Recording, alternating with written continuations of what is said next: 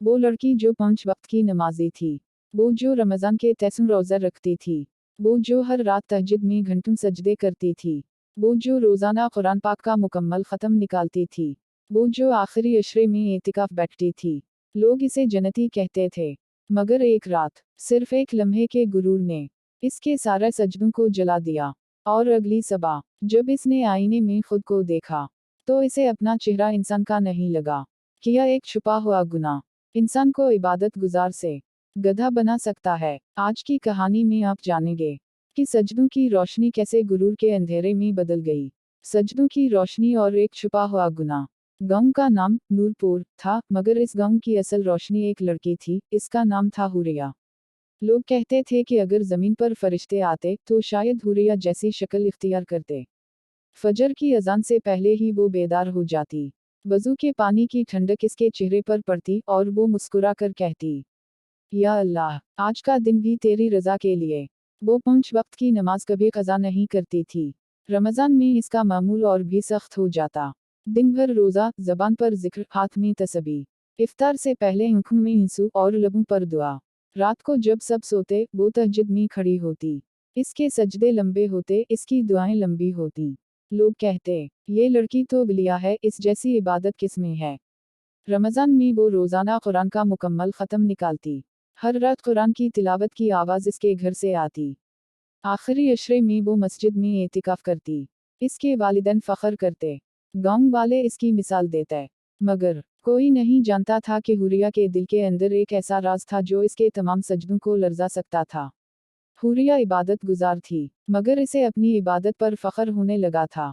वो दिल में सोचती, मेरी तरह कौन है। जब वो किसी आम लड़की को देखती जो नमाज में सुस्ती करती, तो दिल में कहती, ये लोग मेरे जैसे क्यों नहीं बन सकते। वो ज़बान से कुछ नहीं कहती थी, मगर दिल में गुरूर आ चुका था। खामोश गुनाह होता है। वो जब तहज्जुद में खड़ी होती तो कभी कभी दिल में ख्याल आता, या अल्लाह, तू मुझसे राज़ी होगा क्योंकि मैं सबसे ज़्यादा इबादत करती हूँ। वो समझती थी कि वो ख़ास है। वो समझती थी कि इसकी इबादत इसे दूसरों से बेहतर बना चुकी है। और यही ख्याल इसके अंदर पलने वाला सबसे खतरनाक गुनाह था। वो रात रमज़ान की 27वीं रात थी। गांव की मस्जिद में नूर था। हर तरफ इबादत का माहौल था। हुरिया भी एतिकाफ में बैठी थी। इसने इस रात तहज्जुद में इतने लंबे सजदे किए कि इसके माथे पर निशान पड़ गया। लोग इसे देखकर मुतासिर हो रहे थे। किसी ने आहिस्ता से कहा, ये लड़की तो जन्नती है। ये जुमला हुरिया के कानों तक पहुंच गया। और इसके दिल में एक अजीब सी लहर उठी।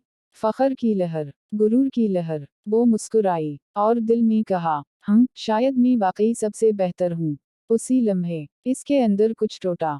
इसे लगा जैसे मस्जिद की दीवारें हिल रही हूँ। इसका दिल जोर से धड़का। वो सजदे में गई, मगर इस बार सजदा भारी था।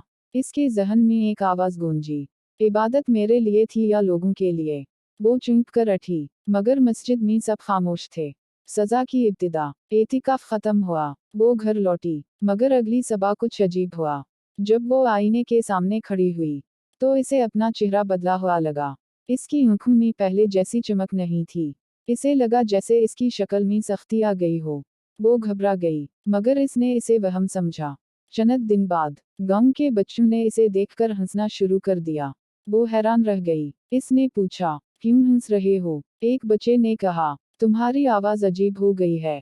वो चौंकी। इसने बोलने की कोशिश की, मगर इसकी आवाज में वाकई एक खुरदरापन आ चुका था, जैसे किसी जानवर की आवाज हो। वो डर गई। वक्त गुजरता गया, लोग इससे दूर होने लगे।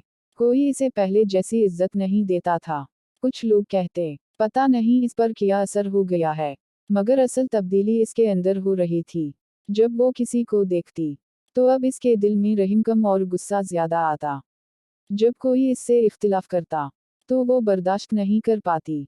इसे महसूस होने लगा कि इसका सब्र खत्म हो रहा है। एक दिन इसने आईने में देखा, और इसे लगा जैसे इसके चेहरे पर इंसानी नरमी कम हो रही है। इसकी आंखों में जिद आ गई थी। इसके लहजे में सख्ती आ गई थी। वो समझ गई कि वो बाहर से नहीं, अंदर से बदल रही है। वो जानवर नहीं बनी थी, मगर इसका दिल जानवर जैसा हो रहा था। हठ धर्म, गुरूर से भरा हुआ, और यही असल गधा बनना था। असल हकीकत। एक रात वो तहज्जुद के लिए खड़ी हुई। مگر آج آنسو نہیں آ رہے تھے۔ اس نے دعا کی، یا اللہ